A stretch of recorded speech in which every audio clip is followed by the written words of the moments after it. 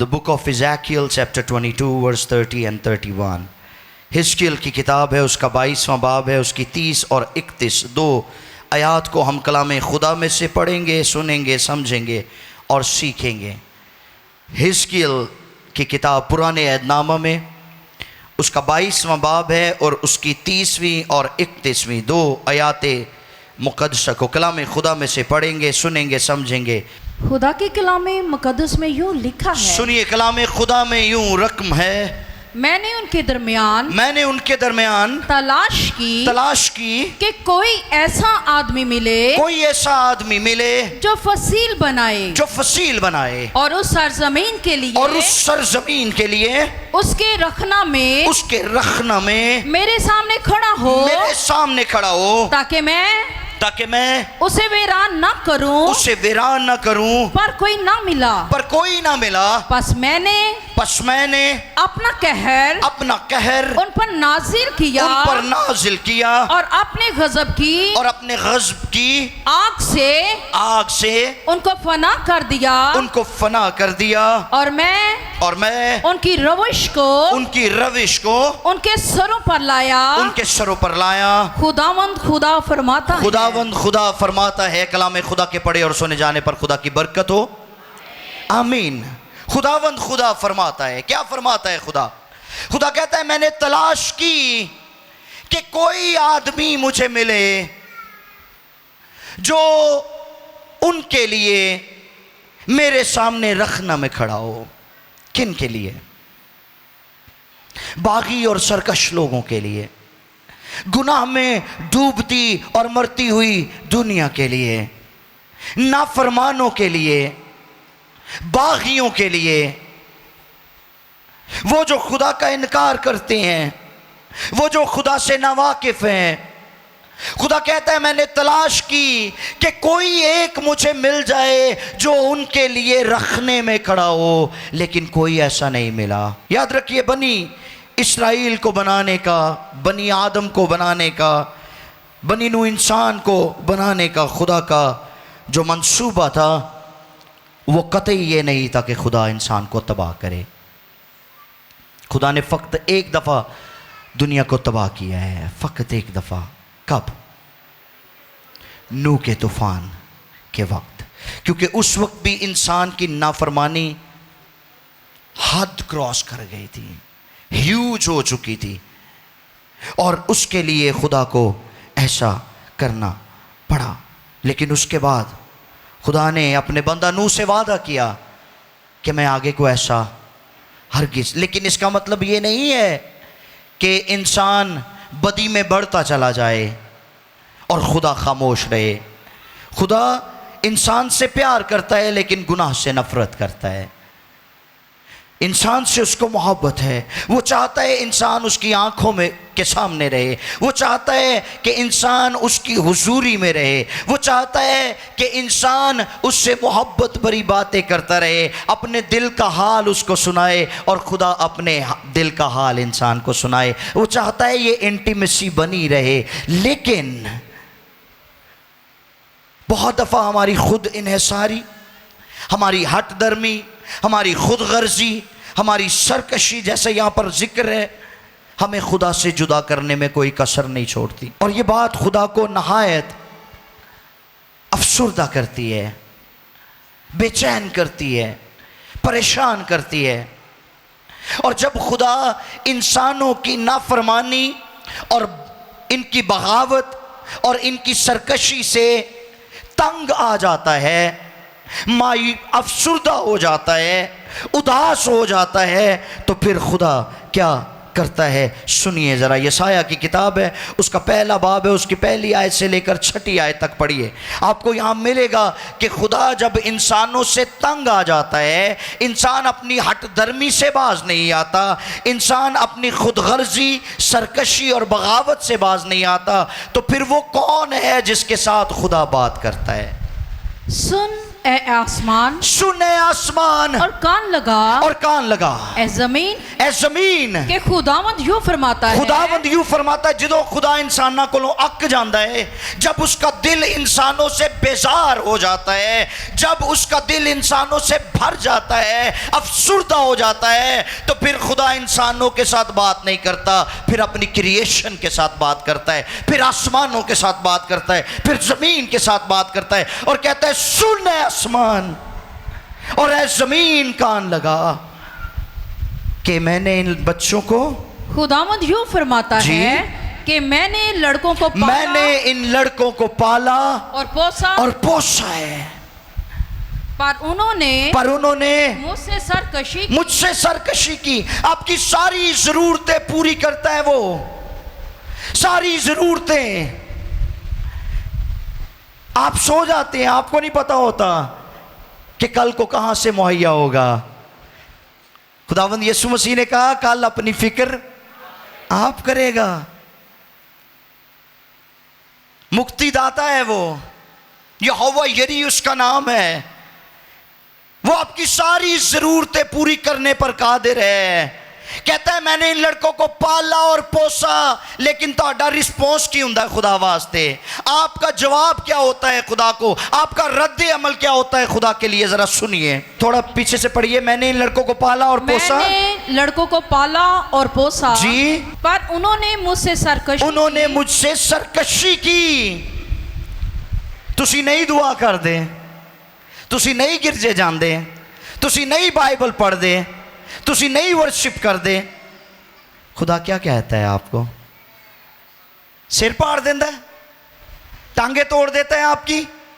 हरगिज नहीं। वो दुखी होता है, वो अफसुर्दा होता है आपके लिए, उसका दिल दुखता है। ताड़ा दिल दुखे ते तुसी रब ते गिले करदे हो, रब दा दिल दुखदा ते वो किदे नाल गिले करे?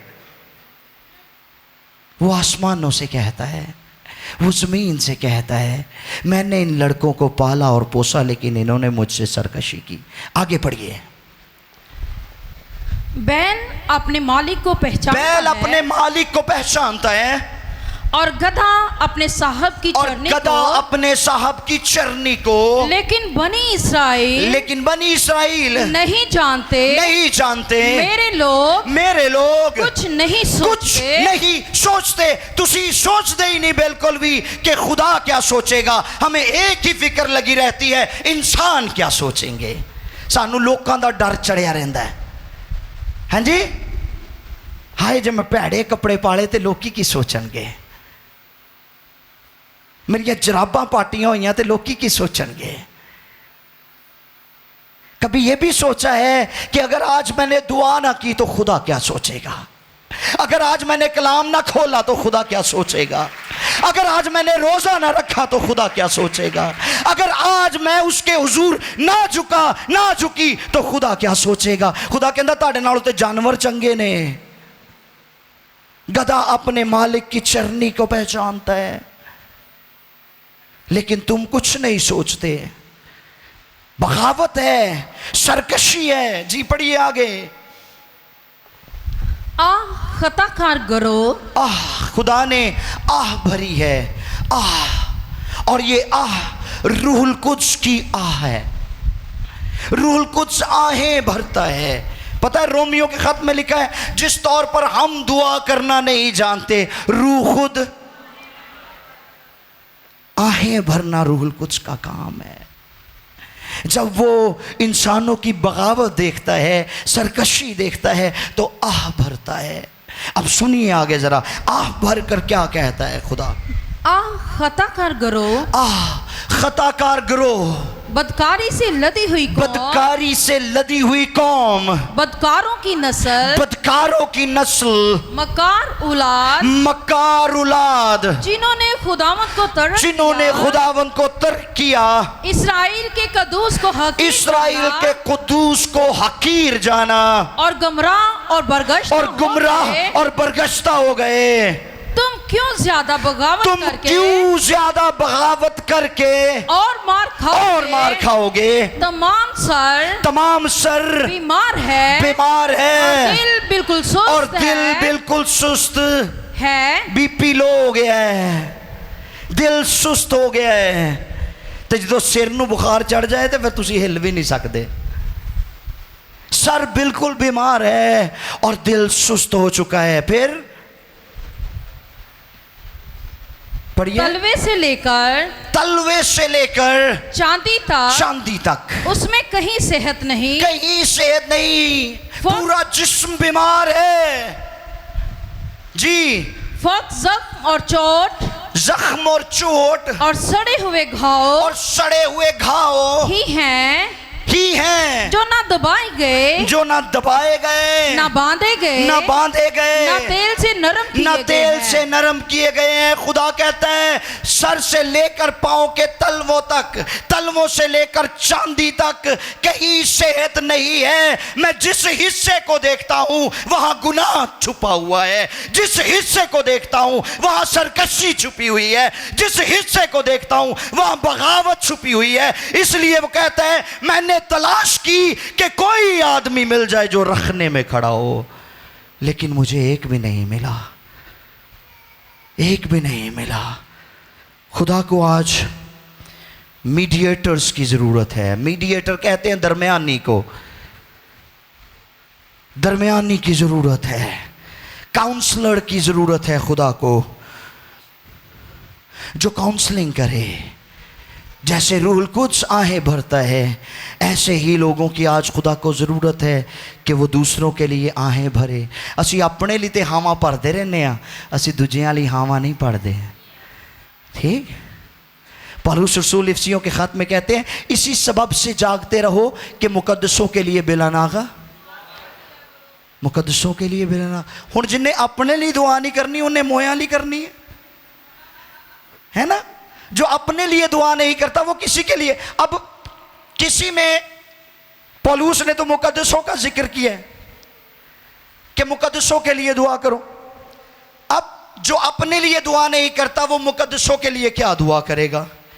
अब खुदा कहता है सिर्फ मुकद्दसों को ही शिफात की ज़रूरत नहीं है, बल्कि दुनिया के हर उस शख्स को शिफात की ज़रूरत है जो नजात से दूर है, जिसको नजात की ज़रूरत है, जिसको बादशाही में दाखिल होने की ज़रूरत है, जो सरकशी और बगावत और खुदगर्जी में इस कदर मुब्तला हो चुका है कि वो बाहर, वहाँ से बाहर नहीं आ रहा। उसके लिए शिफात करो, उसके लिए रखने में खड़े हो जाओ।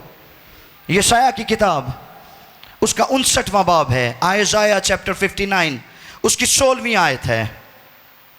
पढ़िए, खुदा शिफात करने की तलाश, करने वाले की तलाश करता है, ऐसे शख्स की जो शिफात कर सके, ऐसे शख्स की जो रखने में खड़ा हो सके। तो आज मैं बात कर रहा हूं रखने में खड़ा होना। That is the topic. Fill the gaps, English में हम इसको बोलेंगे, और stand in the gaps. Isaiah 59:16, यशाया की किताब उसका 59वां बाब है और उसकी 16वीं आयत मुकद्दसा। खुदा को ऐसे शख्स की ज़रूरत है जो शिफात करे, जो रखने में खड़ा हो जी। और उसने देखा कि कोई आदमी नहीं, कोई आदमी नहीं, और ताज्जुब किया कि कोई शिफात करने वाला नहीं, कोई शिफात। ताज्जुब किया, ताज्जुब उर्दू का लफ्ज़ है जिसका मतलब है हैरान होना। खुदा भी हैरान होता ताड़े वाल वेख वेख के, खुदा भी हैरान होता है मेरी तरफ देख देख के। अपने लिए तो बड़ी दुआ करता है, दूसरे लिए नहीं करता। अपने लिए तो शिफात करता है, दूसरों के लिए नहीं करता। अपने बच्चों के लिए तो शिफात करता है, दूसरों के बच्चों के लिए शिफात नहीं करता।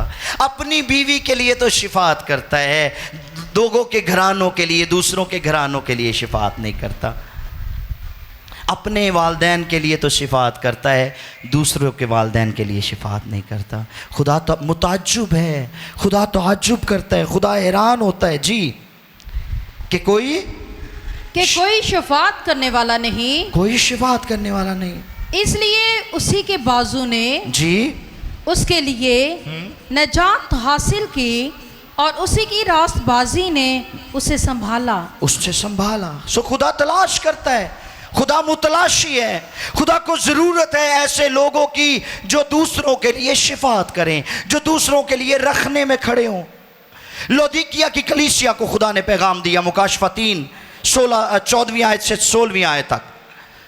खुदा ने कहा मैं तेरे कामों को जानता हूं कि तू ना सर्द है ना गर्म है बल्कि नीम गर्म। इस पे मैंने कलाम सुनाया था। नीम गर्म क्या होता है, उसकी डेफिनेशन, मैं नीम गर्म की डेफिनेशन करता हूं, कच्चे पुन्ने मसीही। केड़े कच्चे पुन्ने? भैणा समझ दिया कच्ची पुन्नी हांडी नू, बकबका कच्चा पुन्ना, ठीक। नीम गरम, इसको लूक वार्म बोलते हैं। ना खुल के इकरार करता है ना खुल के इनकार करता है।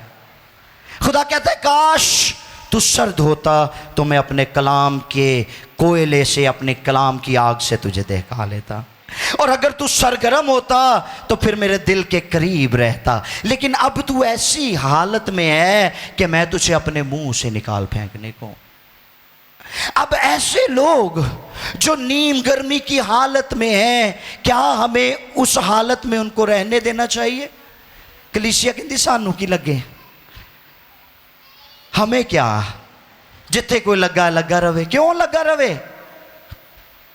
The church is responsible for the dying world.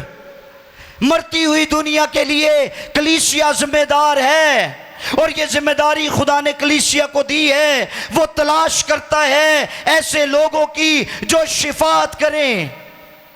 नीम गर्मी में जिंदगी गुजारने वाले लोगों को उस हालत से बाहर निकालने में आप मददगार साबित हो सकते हैं।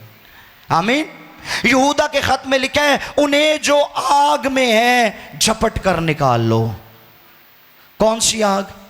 गुनाहों की आग, नीम गर्मी की आग, नीम गर्मी वाली हालत की आग। उन्हें ऐसी हालत में से निकाले। और फिर सुनिए, खुदा शिफात करने वाले की बदौलत अपना इरादा बदलता है। जब आप शिफात करने के लिए खड़े हो जाते हैं, जब आप अपने आप को पेश करते हैं, तो फिर खुदा अपना इरादा बदलता है। पढ़िए ज़बूर नंबर 106 और उसकी 23वीं आयत मुक़द्दसा। ज़बूर नंबर 106, Psalm 106 वर्स 23। इसलिए उसने फरमाया मैं उनको हलाक कर डालता। खुदा कहता है मैं उनको हलाक कर डालता अगर मेरा बरगजीदा मूसा, अगर मेरा बरगजीदा मूसा मेरे हुजूर बीच में ना आता, बीच में ना आता कि मेरे कहर को टाल कि मेरे कहर को टाल दे, ता ना हो कि मैं उनको हलाक करूं, मैं उनको हलाक करूं। अब जब आप शिफात करने के लिए खड़े हो जाते हैं, जब आप दराड़ों को पुर करने के लिए खड़े हो जाते हैं, जब आप मीडिएटर बन जाते हैं, जब आप खुदा के हुजूर में दूसरों के लिए हाथ उठाते हैं, दुआ करते हैं, सर मसजूद हो जाते हैं, घुटनों के बल हो जाते हैं, तो खुदा अपना इरादा बदल लेता है। हालेलुया। खुदा कहता है अगर मूसा बीच में ना आता, मूसा शिफात ना करता, मूसा दरमियानी ना बनता, मूसा मीडिएटर ना हो जाता, तो मैं बनी इस्राएल को हलाक कर देता। आज कितने मूसा मौजूद हैं जो लोगों के लिए शिफात कर रहे हैं, जो कौमों के लिए शिफात कर रहे हैं, जो इवन अपने मुल्क पाकिस्तान के लिए शिफात कर रहे हैं। हम तो लानतें ही करते रहते हैं इस मुल्क के ऊपर, तो ये मुल्क तरक्की क्या खाक करेगा? कलीसिया अगर इस मुल्क में मौजूद है तो इसके पीछे वजह यह है कि खुदा इस मुल्क को बरकत देना चाहता है। बहुत दफ़ा बहुत सारे लोगों ने ये बात कही है सोशल मीडिया पर कि हम मसीहियों को एक अलहदा मुल्क दे दिया जाए। मसीहियों के बहुत सारे मुल्क हैं,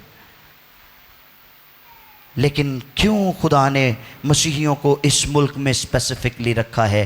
ताकि आप इस मुल्क के लिए रखने में खड़े हो जाएं। बहनों भाइयों, हालेलुया। खुदा आपको रखने में खड़ा करना चाहता है। खुदा चाहता है कि आप अपनी दुआ के वसीला से, अपनी शिफात के वसीला से, रखने में खड़े होने के वसीला से इस मुल्क की तकदीर को बदलें, और बदलेगी।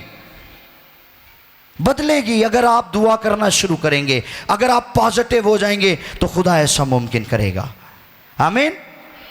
खुदा मुनसिफ और सादिक शिफात करने वाले की तलाश करता है। किसकी तलाश करता है? ऐसे शिफात करने वाले की जो मुनसिफ हो और सादिक हो, जिसके दिल में बदी ना हो, जो सच्चाई के साथ शिफात करे, जो अदल के साथ शिफात करे। यिर्मयाह 5वां बाब है और पहली आयत है उसकी। जी, यिर्मयाह 5:1। अब यरूशलेम के कूचों अब यरूशलेम के कूचों में, अब यरूशलेम के कूचों में इधर उधर गश्त करो, इधर उधर घूमो, इधर उधर गश्त करो और देखो, दरियाफ्त करो, और उसके चौकों में ढूंढो, अगर कोई आदमी मिले जो इंसाफ करने वाला और सच्चाई का तालिब हो, तो मैं उसे माफ करूंगा। खुदा कहता है मुझे ऐसा शख्स चाहिए जो मुनसिफ हो, जो सच्चाई का तालिब हो, तो मैं उस मुल्क को माफ कर दूंगा, मैं उस कौम को माफ कर दूंगा। ऐसे शिफात करने वाले की खुदा को जरूरत है। फिर शिफात करने वाला रास्तबाज और हमराज हो। शिफात करने वाला, बोले मेरे साथ, शिफात करने वाला रास्तबाज और हमराज हो। हर किसी दे नाल ना अपने दिल दी गल करया करो कि भाई जी इस गल लई शिफात करियो, वो तुहाडी गल सुन लैणगे, तुहानूं तसल्ली भी देणगे, जी फिक्र ना करो असीं तुहाडे लई शिफात करांगे, ते मुड़ के 10 लोकां नूं जाके उहदे अगे भंडणगे तुहानूं। सो भंडियां कोलों बच के रहा करो, घुमंडियां को ते भंडियां को बच के रहा करो। हर बंदे को शिफात का ना कहा करें। खुदा भी तलाश करता है, खुदा हर किसी को नहीं कहता, खुदा मुतलाशी है, खुदा ढूंढता है। खुदा को साफ दिल, सादिक दिल शख्स चाहिए, खुदा को मुनसिफ चाहिए शिफात करने के लिए, और खुदा उसको खड़ा करता है कि अब तू शिफात कर। पढ़िए ज़रा, याकूब रसूल का ख़त है 5वां बाब है और उसकी 16वीं आयत। बस तुम आपस में, जेम्स 5:16 में लिखा है, तब तुम आपस में एक दूसरे से अपने अपने गुनाहों का इकरार करो। फिर सुने, बस तुम एक दूसरे से अपने अपने गुनाहों का इकरार करो और एक दूसरे के लिए दुआ करो, शिफात करो, ताकि शिफा पाओ। आमीन। रास्तबाज की दुआ के असर से बहुत कुछ हो सकता है। होवे रास्तबाज, एक दूसरे के साथ अपने गुनाहों का इकरार करो। लेकिन अगर ताड़ा शिफात करन वाला हमराज ना निकलिया तो फिर मुआशरे च ताड़ी तजलील होएगी, फिर वो आपके लिए रुसवाई और बदनामी का बाइस बनेगा। इसलिए जब किसी को शिफात के लिए कहते हैं तो उसके लिए भी आपको ये देखना होगा कि क्या वो बंदा वाकई शिफात करने वाला है या दूसरों के राज फाश करने वाला है। इस बात का भी ख़ास ख्याल रखना पड़ेगा। फिर खादमों को भी शिफात की ज़रूरत है। पौलुस क्या लिखते हैं एफिसियों में, मुकद्दसों के लिए बिला नागा दुआ किया करो। कितने हैं लोग हैं आप में जो खादमों के लिए भी दुआ करते हैं, और इसमें तरफदारी नहीं होनी चाहिए कि जी ऐ मेरे पसंद दा पादरी, मैं सिर्फ इहदे लिए दुआ करनी है। हमें सब खादमों के लिए दुआ करनी है। अगर वो खादिम है तो फिर ये भी बात ज़हन में रखें, अगर वो वाकई चुनीदा है, हकीकी खादिम है, तो फिर उसके लिए ज़रूर दुआ करें। और अगर वो प्रिटेंड करता है, if he is not a profit he is a pretender, pretender क्या होता है? कि वो है नहीं लेकिन वैसा करने का अमल कर रहा है, दिखावा कर रहा है कि जी मैं भी पादरी हाँ। तो ऐसे शख्स के लिए खुदा से तौफीक मांगे कि खुदा उसको अक्ल और दानिश दे ताकि वो अपने बुलावे को समझ सके। ठीक है जी। खादिमों को शिफात की ज़रूरत है। रोमियो 15:30 में पौलुस ने ख़ास तौर पर कलीसियाओं से दरख्वास्त की है, और ए भाइयों, मैं यीशु मसीह का जो हमारा खुदावंद है वास्ता देकर और रूह की मोहब्बत को याद दिलाकर तुमसे इल्तमास करता हूँ कि मेरे लिए खुदा से दुआएं करने में मेरे साथ मिलकर जान फशानी करो, यानी मगरों ना लाओ दुआ नो, ऊपर से दुआ ना करें, 2-4 लफ्ज 2-4 फिक्रे बोल के चुप ना कर जाओ। जानफशानी का मतलब क्या होता है? जानफशानी का मतलब होता है पूरे दिल से मेरे लिए दुआ करो, मगरों ना लाओ। जदों भी खुदा दे खादमां लई दुआ कर दे हो, जब भी खुदा के खादिमों के लिए दुआ करते हैं दिल से दुआ किया करें। ठीक है, पूरे दिल से दुआ किया करें, क्योंकि खुदा के खादिमों के वसीला से बरकत आप तक पहुंचती है, ये याद रखिए। पौलुस रसूल करंथियों के खत में लिख कहते हैं मौत तो हम में असर करती है लेकिन जिंदगी तुम में असर करती है। खादिम वो हैं जो अपने ऊपर मौत लिए फिरते हैं ताकि कलीसिया के लिए ज़िंदगी जारी होती चली जाए। हालेलुया। तो फिर कलीसिया का भी काम है कि वो खादिमों को दुआ में याद रखे, क्योंकि खादिम वो हैं जो पहली रौ में लड़ रहे होते हैं आपके लिए। ठीक है जी। अमाल 12:5 भी पढ़ दीजिए। अमाल 12:5, एक्ट्स 12:5। बस कैद खाना में तो पतरस की निगहबानी हो रही थी। सुने, बस कैद खाना में तो पतरस की निगहबानी हो रही थी, मगर कलीसिया उसके लिए बादिलो जान खुदा से दुआ कर रही थी, खुदा के हुजूर दुआ कर रही थी, जानफशानी कर रही थी कलीसिया, दिलो जान से पतरस के लिए दुआ। उसको कैद खाने में डाला हुआ था, सिपाही वहां पर उनकी निगहबानी कर रहे थे कि नठ ना जान, उनकी निगरानी कर रहे थे कहीं वो भाग ना जाए, लेकिन कलीसिया उनकी रिहाई के लिए हाथ उठाए हुए थी। जब खादिम सफ़र कर रहे होते हैं तो कलीसिया को अपने हाथ उठाने चाहिए। आमीन। और खुदा अपने लोगों की दुआओं को सुनता है। आज कलीसिया को रूए ज़मीन पर इसलिए रखा गया है ताकि कलीसिया दूसरी कौमों के लिए रखने में खड़ी हो। आमीन। कलीसिया कौमों के लिए रखने में खड़ी हो। लेकिन अफसोस आज ये है कि कलीसिया गो मरती हुई दुनिया के लिए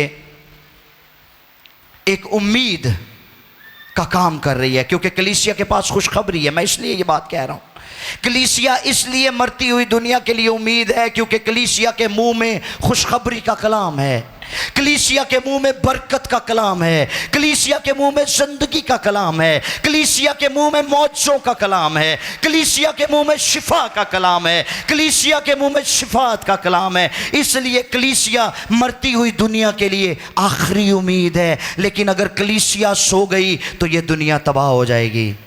इसलिए कलीसिया जाग उठे।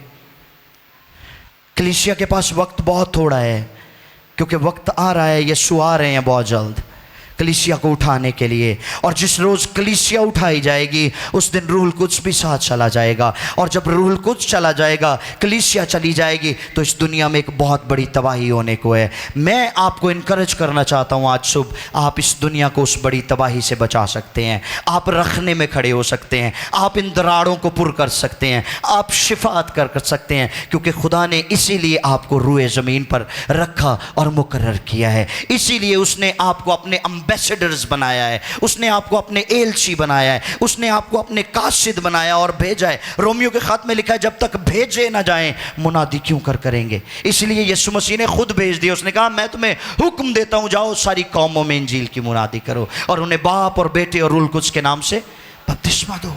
Hallelujah. So that is the core purpose, that is the core work of the church. यही आपका काम है कलीसिया, कि आप दूसरों के लिए, कौमों के लिए शिफात करें। आज कलीसिया सो रही है, ये अफसोस की बात है। कलीसिया सो रही है, कलीसिया मादी चीज़ों में अपना वक्त ज़ाया कर रही है, कलीसिया अपने ज़ाती मफादात में फंसी हुई है। लोग की मिनिस्ट्रियाँ बना रहे ने, खुदा कहता मिनिस्ट्री करो। लोग की मिशना बना रहे ने, खुदा कहता है ये मिशन करो। हमारा एक ही मिशन है। वो क्या मिशन है? Great commission. We have only one mission to fulfil the great commission. एक ही मकसद है और वो इरशाद आज़म की तकमील है। हालेलुया। यही मकसद है हमारा। अब जब हम गौर नहीं करेंगे, अब जब हम तवज्जो नहीं देंगे, अब जब हम ध्यान नहीं करेंगे, तो फिर खुदा इरिटेट होता है, फिर खुदा इरिटेट होता है और गिला करता है। सुनिए खुदा का गिला। हिजकिय्याल में वापस जाएंगे, हिजकिय्याल की किताब में 13वां बाब है और उसकी 5वीं आयत को पढ़िए। इज़ेकियल 13:5। तुम रखनों पर नहीं गए, खुदा गिला करता है, कहता है तुम रखनों पर नहीं गए और ना बनी इसराइल के लिए, और ना बनी इसराइल के लिए फसील बनाई, फसील बनाई, ताकि वो खुदावंत के दिन जंगगाह में खड़े हों। जंगगाह में खड़े हों। खुदा कहता है तुम नहीं गए। मैंने तुम्हें भेजा पर तुम नहीं गए। मैंने तुम्हें भेजा पर तुम नहीं गए। मैंने तुम्हें वसाइल दिए, तुसी वो वसाइल नाल ढिड भरे। मैंने तुम्हें वसाइल दिए, तुमने अपने आलीशान घर बनाए। मैंने तुम्हें वसाइल दिए, तुमने गाड़ियां बनाई। मैंने तुम्हें वसाइल दिए, तुमने बैंक में इकट्ठा कर लिया। मैंने तुम्हें वसाइल दिए लेकिन तुम नहीं गए, इसलिए दुनिया मर रही है, दुनिया तबाह हो रही है। कौन है जो मेरे लिए रखने में खड़ा होगा? मैंने तलाश की लेकिन मुझे कोई नहीं मिला, कोई नहीं मिला, कोई शिफात करने वाला नहीं मिला। खुदाए सालूस ने, खुदा बाप, खुदा बेटा, खुदा पाक रूह। यशायाह की किताब 6 बाब की 8वीं आयत में कहते हैं हमारी तरफ से कौन जाएगा।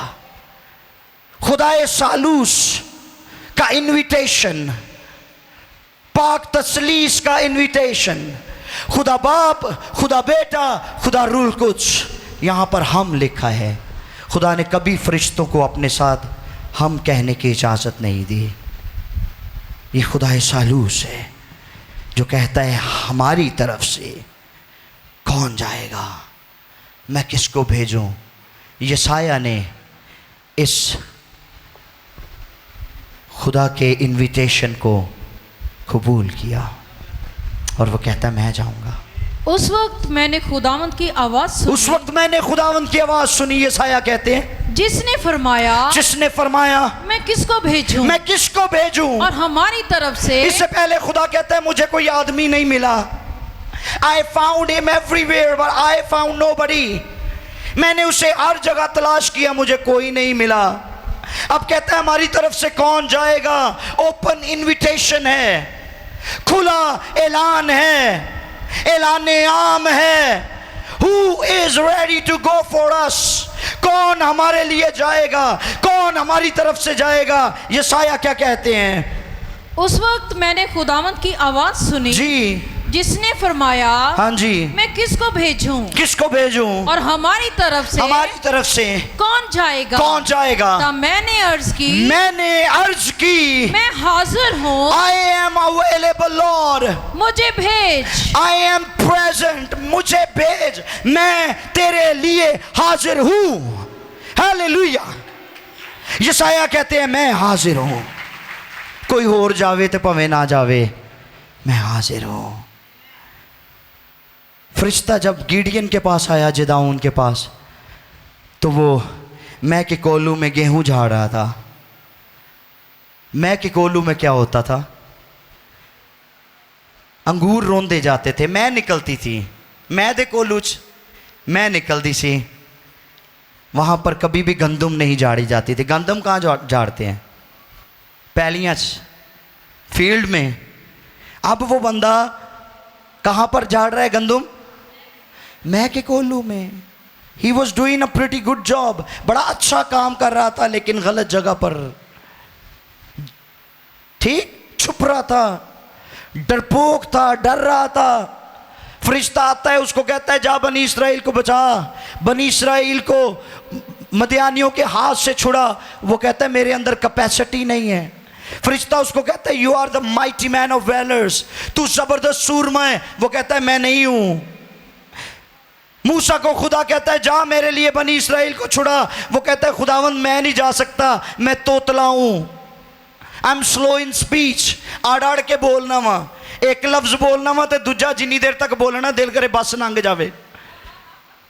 मैं नहीं बोल सकता, मैं नहीं जा सकता, मेरे अंदर कैपेसिटी नहीं है, मेरे अंदर हौसला नहीं है, मेरे अंदर जुर्रत नहीं है, मेरे अंदर दलेरी नहीं है। यीशु मसीह के शागिर्द भी ऐसे ही थे। पतरस ने 3 दफा यीशु मसीह का इनकार किया। वो डरपोक शख्स था, इसीलिए खुदावन जानते थे कि मेरे जान तो बाद इन्होंने हो डर जाना है। तो खुदावन ने कहा मैं तुम्हें दलेरी दूंगा, मैं तुम्हें कुव्वत दूंगा, तुम मेरे लिए जाओगे, मैं तुम्हें भेजूंगा। और ईद पैंतीकोस के दिन कलाम में लिखा है आसमान से रूह कुछ नाजिल हुआ और वो इतने दलेर हो गए कि सारी दुनिया को हिलाकर रख दिया।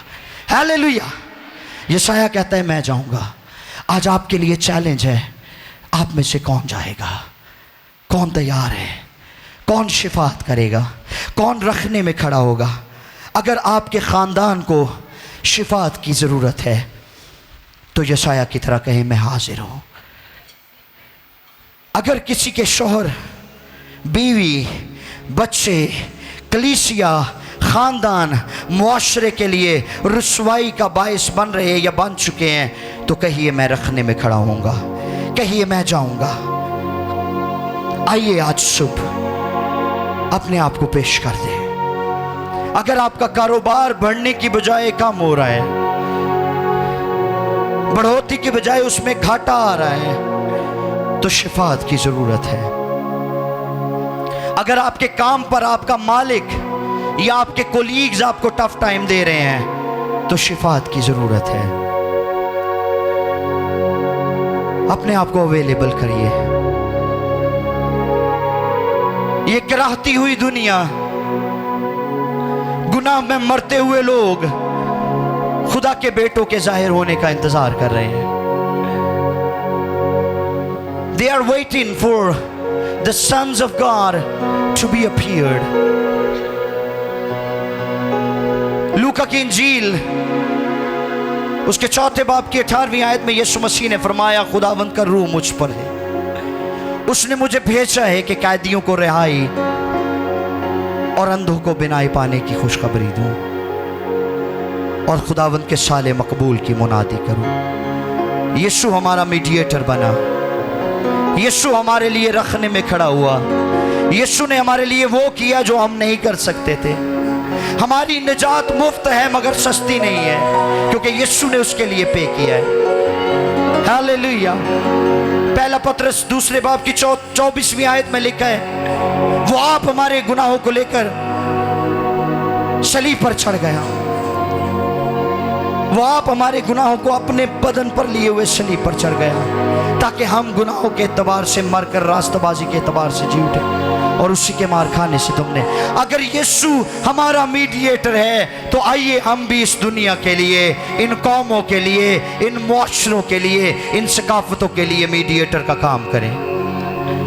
आइए हम भी लोगों के लिए मीडिएटर का काम करें, तड़पती हुई दुनिया के लिए मीडिएटर का काम करें, अपने घरानों के लिए मीडिएटर का काम करें।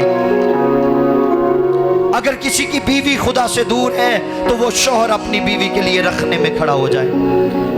अगर शौहर खुदा से दूर है तो बीवी उसके लिए रखने में खड़ी हो जाए।